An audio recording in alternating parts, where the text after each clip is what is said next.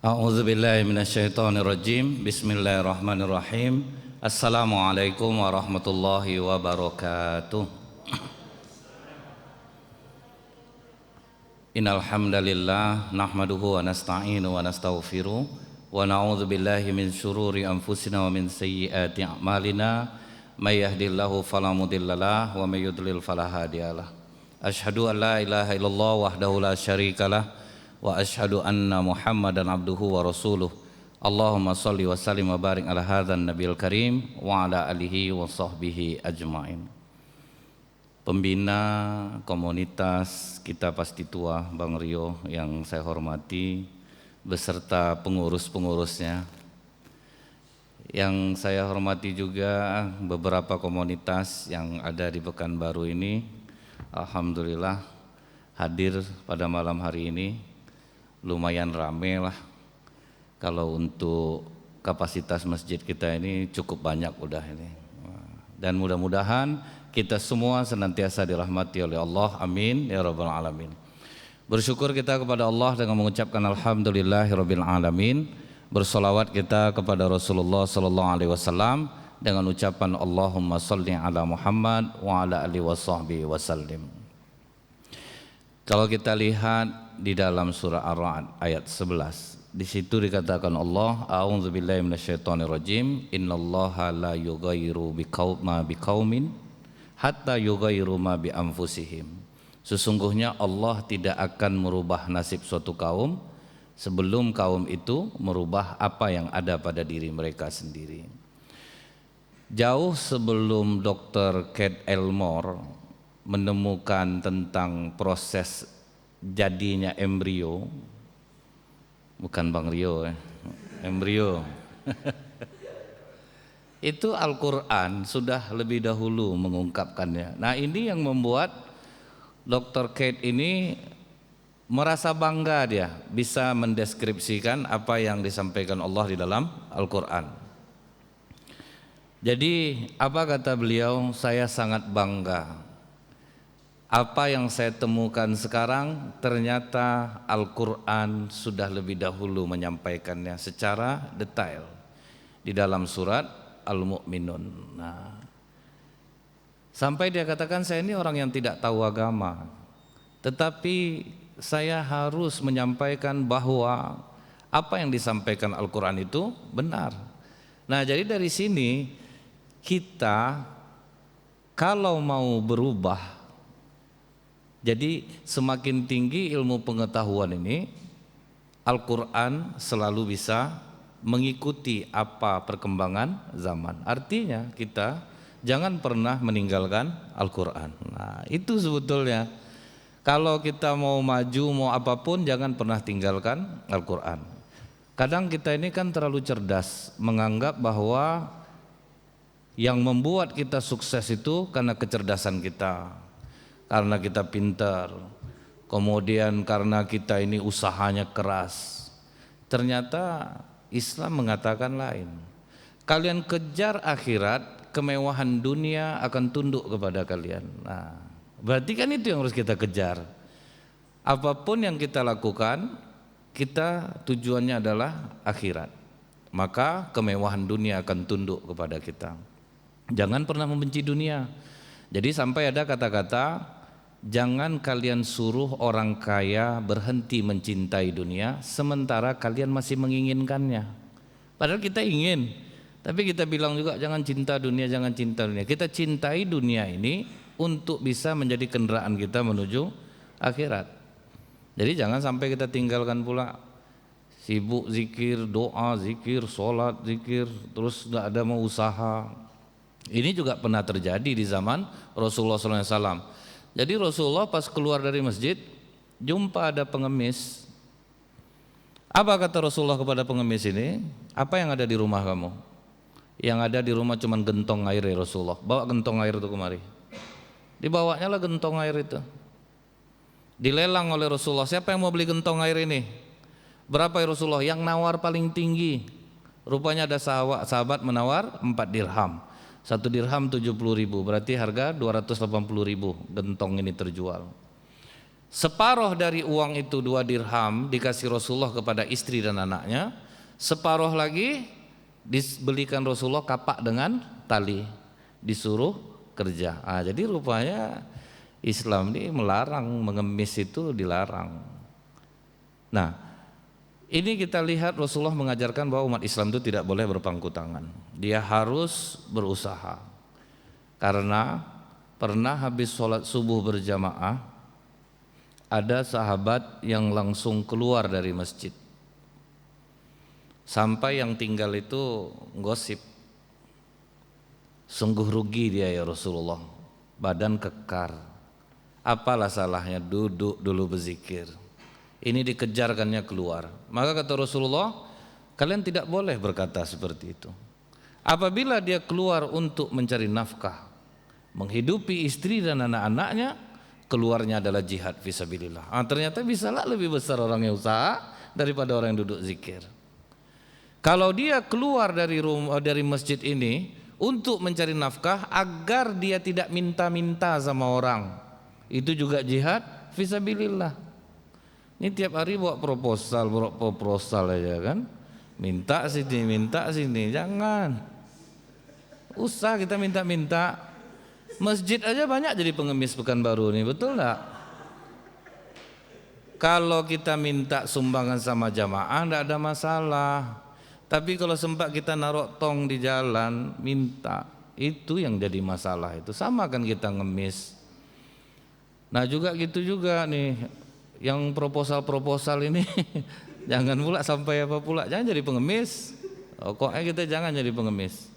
Islam melarang ngemis, cuman akhirnya kita modern kan cara ngemis itu. Nah, itu yang harus kita rubah nih. Karena Islam ini memang melarang kita seperti itu. Tapi dia ikhlas Ustadz, ya betul pula. Cuman kadang di belakang ngomong juga dia.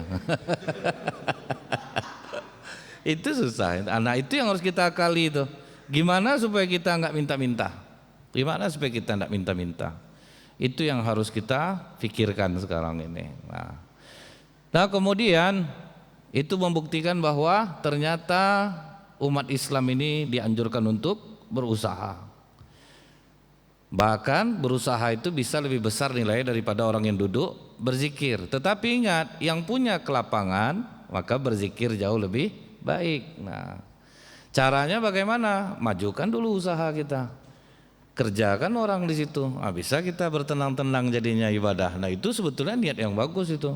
Aku majukan usahaku, aku pekerjakan orang. Nah ini ingat nih, besok di akhirat itu ada 3 orang yang mau masuk surga.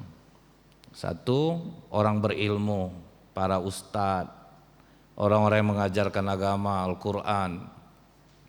Kemudian yang kedua, mujahid. Kemudian yang ketiga, dermawan.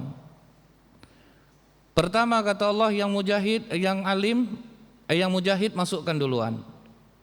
Apa kata yang mujahid ini? Jangan saya ya Allah.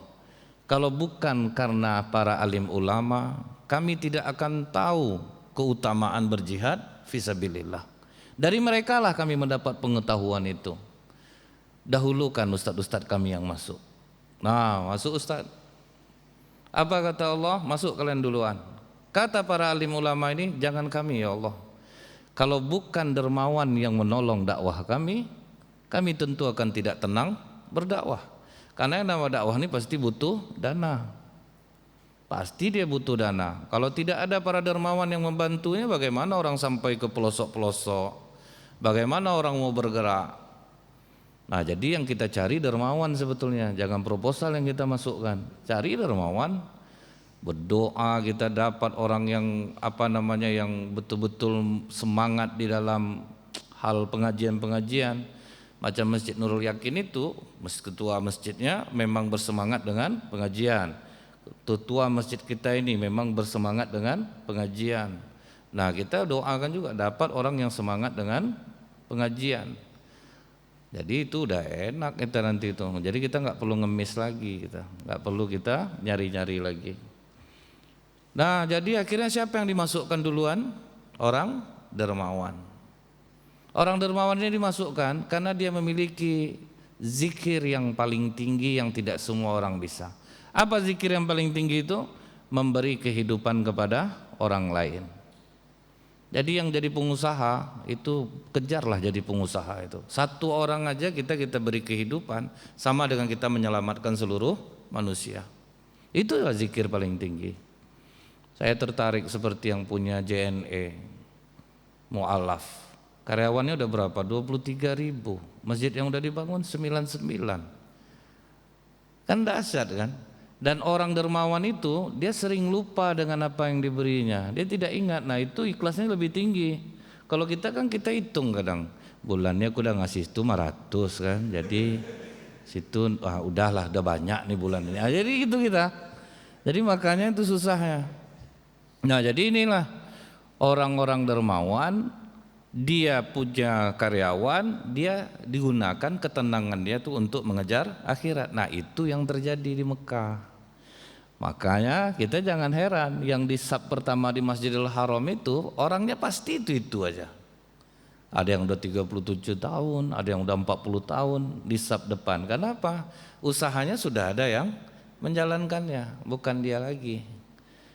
Jadi dia udah kayak punya ATM lah, nah, jadi udah enak, tinggal masuk. Jadi dia kejar akhirat. Nah dengan amalan dia ini menunjang usaha dia. Nah kita kebanyakan kan ngandalin otak, ngandalin pikiran. Sama dengan cerita profesor yang melihat anak-anak orang Islam bahagia. Siapa yang buat kalian bahagia? Allah. Memang pernah kalian nengok Allah tuh? Enggak.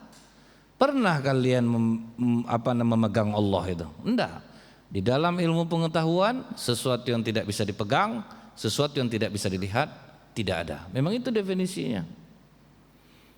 Akhirnya yang anak-anak ini nanya, profesor tahu itu dari mana? Dari ilmu pengetahuan yang saya pelajari.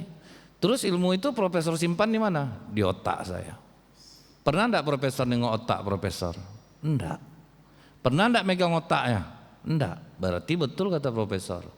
Sesuatu yang tidak bisa dilihat, sesuatu yang tidak bisa dipegang, berarti tidak ada. Berarti profesor tidak ada otak. Inilah kalau orang mengandalkan pikiran. Nah, jadi berhenti kita. Jangan sibuk kita meeting.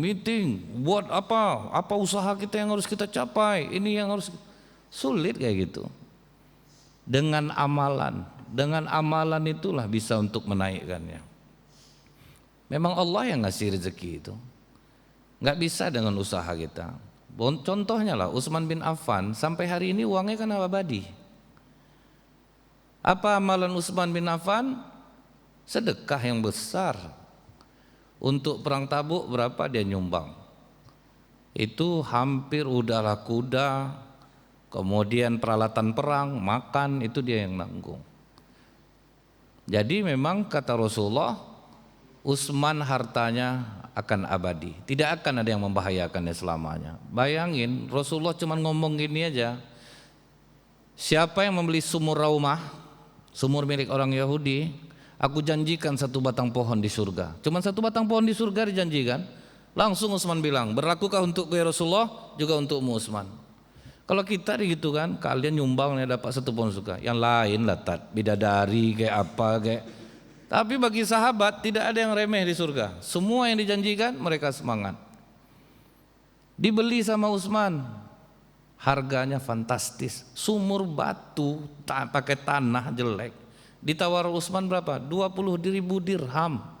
Berapa 20.000 dirham? Uang kita 1,8 M. Uang zaman dulu sampai sekarang sama ukurannya. Contohnya kambing hari zaman Rasulullah harganya berapa? 1 dinar. 1 dinar berapa? 2.378.000, sama kan? Nggak ada bedanya, sama aja. Karena emas itu dia pasti stabil terus. Dia 20.000 dirham, 1,8 M. Akhirnya dia enggak mau, kata orang Yahudi ini, aku enggak mau. Akhirnya kata Utsman, atau gini lah, 20.000 dirham itu sehari punya aku sumur nih, sehari besok punya kau. Kalau itu aku setuju. Akhirnya pas di giliran sumur itu milik Utsman, disuruhlah umat Islam ambil air untuk 2 hari. Nah diambillah air untuk 2 hari. Pas giliran orang Yahudi itu punya sumur itu nggak ada lagi yang beli, karena udah diborong kan untuk 2 hari. Akhirnya nyerah orang Yahudi ini. Ya udahlah Utsman, tambahlah 20.000 dirham lagi, 3,6 M beli sumur untuk mendapatkan surga. Sehingga sampai hari ini di sekitar sumur Raumah itu ada pohon kurma milik Utsman bin Affan yang terus berbuah. Jadi pemerintah Arab Saudi itu dibagi itu, separuh disedekahkan ke orang miskin hasilnya, separuh lagi disetorkan ke bank Utsman bin Affan, dikasih namanya, dikelola oleh orang-orang di sana.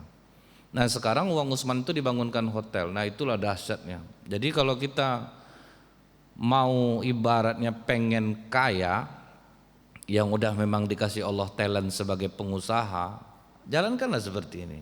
Amalan yang diperkuat itu yang harus kita rubah nih. Lebih sering ke masjid, lebih sering bergaul dengan Al-Quran, berkumpul dengan orang-orang soleh. Inilah sebetulnya solusi untuk masalah kita. Nah kan saya sering ceritain, contohnya nih pengusaha baja di Serang, Banten. Begitu dia naik haji, jadi dia lihat kenapa orang di Mekah nih kaya-kaya. Ternyata jawabannya satu, mereka jauh sebelum masuk waktu sholat sudah berada di masjid. Itu aja. Yang laki-laki itu jamaah. Kemudian begitu azan berkumandang, semua kegiatan terhenti. Kalau kita kan masih jual beli juga baru tuh, masih ramai orang, masih udah biar aja dulu. Waktu zuhur lama lagi. Nah kan, waktu zuhur lama lagi. Nggak apa-apa, nggak usah kita apa lagi. Itu hal apakah itu salah? Enggak, cuman itulah kita ini kan bertahap nih berubahnya. Makin dapat keajaiban, makin kuat perubahan kita. Nah, begitu dia pulang dari haji, dia pulang ke Serang, Banten, diumumkannya ke karyawannya, mulai besok semua laki-laki di perusahaan ini harus sholat berjamaah. Mesin gimana Pak? Matikan mesin itu. Pak kalau mati mesin kita rugi 30 juta Pak. Enggak masalah. Zuhur asar 60 juta rugi. Kali 6 hari kerja 360 juta dia seminggu rugi. Tidak ada masalah. Karyawannya pada ngomong semua tuh. Biasalah baru pulang haji. Sedang jos tuh. Besok rugi berubah tuh. Nah. Tapi memang iya kita itu memang justru kita akan maju jika dihina orang. Semua orang yang berhasil bukan karena pujian, pasti karena hinaan. Karena dihina itulah kita bisa maju. Yang harus kita doakan mudah-mudahan panjang umur orang yang menghina kita sehingga dia melihat ketika kita sukses. Nah, itu yang harus, janganlah merajuk, sakitlah hati aku nengok dia. Pertama sindirnya aku masih sabar juga aku kan, 2 kali tak tahan aku buat status. Kan inilah. Padahal dia tidak berkawan dia. Rata-rata orang yang nyindir di status itu dia tidak berkawan sama orang yang disindirnya. Kan nebar masalah aja tuh. Orang tuh tidak baca. Tapi itulah kita tulis, mancing komen aja, mancing simpati. Makin simpati orang ke kesedihan kita, makin hancur hidup kita. Makin hancur kita. Tapi makin kuat kita, seperti Julaibib. Sampai dia nanya ke Rasulullah, ya Rasulullah, apakah wajahku yang jelek, kulitku yang hitam ini terhalang membuat aku masuk surga? Kata Rasulullah, Allah melihat hatimu, bukan melihat rupamu. Kenapa kau tanyakan itu? Ragu ke Rasulullah. Udah 8 kali aku mendekati perempuan, ditolak semua aku. Aku takut Allah juga nolak aku ya Rasulullah. Jadi dia kira wajah yang membuat Allah menolaknya. Tapi akhirnya apa? Dengan pengalaman dia ditolak 8 kali itu membuat dia terus. Orang kan kalau orang Indonesia sabar berapa kali? Kan 3 kali. Mana ada lebih? Yang ke 7 kali kan masih sabar. Enggak ada, pasti 3 kali terus cerita orang. Di bus lantai 2 meludah orang yang di atas. 1 kali ya, tengoklah 3 kali aku turun ke atas. Pasti 3 kali. Kedua meludah lagi 2 kali. Ketiga meludah lagi, Pir berhenti Pir, naik dia ke atas. Siapa yang meludahi saya tadi? Aku, mau apa kau? Tidak ada, nanya aja. Kira besar badannya. Bangkit takut ya jadi ya. Jadi lihat Julaibib ini, lihat berapa kali dia tolak, jerah dia enggak? Kalau kita kan udahlah semua cewek sama. Kan langsung gitu kita kan. Kenapa kau enggak nikah-nikah? Enggak, trauma aku. Udah 4 kali aku ditolak, 4 kali baru tuh udah padam kita. 8 kali ditolak. santai aja kayak dia. Jadi pas dia ditolak 9 kali, enjoy wajahnya. Kenapa enjoy? Pengalaman. Udah pengalaman. Itu gunanya gitu. Jangan pernah mundur. Gagal seperti anak bayi belajar berjalan, jatuh tegak dia lagi, jatuh tegak dia lagi. Nah, jadi begitu dia ngamal yang pengusaha di Serang Banten ini, dan kalau ini kita lakukan juga, keajaiban itu akan terjadi juga pada diri kita. Itu pasti. Tidak zaman dulu, tidak zaman sekarang, sama. Hanya petunjuk Al-Quran dan Rasulullah inilah kalau kita perturutkan, perubahan bagaimanapun zaman, dia tetap akan mengikuti. Sama keajaibannya. Nah, begitu karyawannya semua sudah sholat berjamaah, apa yang terjadi? Justru rugi 1 M 1 bulan, Allah ganti menjadi 10 M. Kita cobalah, tengok di YouTube, pengusaha baja di Serang Banten yang mengutamakan sholat berjamaah. Apa bedanya kalau kita melakukan itu juga? Cuman ingat, ini untuk orang yang talentnya pengusaha. Datang orang yang memang talentnya itu dikasih Allah bagus miskin dia. Gimana pun dibuatnya tetap miskin juga. Tapi ingat, ukuran kebahagiaan itu bukan pada harta benda. Kalau sempat kita kaya semua, siapa yang kerja lagi? Disuruh orang, nanti saya bayar, maaf ya bang ya, bukan soal uang bangku, kalau duit ada nih bang, kan enak ini kan. Jadi makanya kita ada kata Allah dalam hadis qudsi apa? Ada orang yang memang beres imannya kalau dia miskin, kalau dia kaya enggak. Makanya ada kita miskin awet aja miskinnya. Gimana pun kita mau buat usaha tetap miskin, karena memang miskin itu yang baik untuk kita. Ada orang yang beres imannya kalau dia kaya, karena Allah tahu ini kalau kaya bagus, imannya tidak kurang, dia rajin ke masjid nih. Tapi kalau yang miskin ini dikasih kaya, ini sombong minta ampun nanti nih. Dan nampak bakat sombongnya itu. Macam kami para ustadz inilah. Kenapa Ustadz Abdul Somad yang diangkat Allah? Karena beliau siap untuk kaya. Sempat saya, wah entahlah pakai Lamborghini saya kemari. Udah terbayang saya tuh. Itu enggak tanggung lah apa itu, banyak lah petata petitihnya itu. Bang tolong jalan dibaguskan bang, masalahnya nih rendah mobil nih. Azab orang yang ngundang dibuatnya.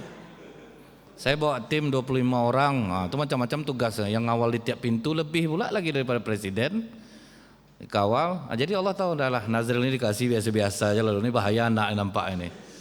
Bertambah kelakuannya nanti ini. Nah jadi Allah itu tahu dia. Nah ini membuktikan apa? Ternyata yang membuat kita bisa maju, yang bisa membuat kita ini jaya ketika kita dekat dengan agama. Itu udah pasti. Kalau sempat intelektual aja kita yang bagus, ini bahaya. Buktinya apa? Sarjana kimia yang memutilasi orang kurang cerdas apa dia coba? Jadi kalau intelektual aja nggak cukup. Atau orang modalnya intelektual sama emotional quotient aja.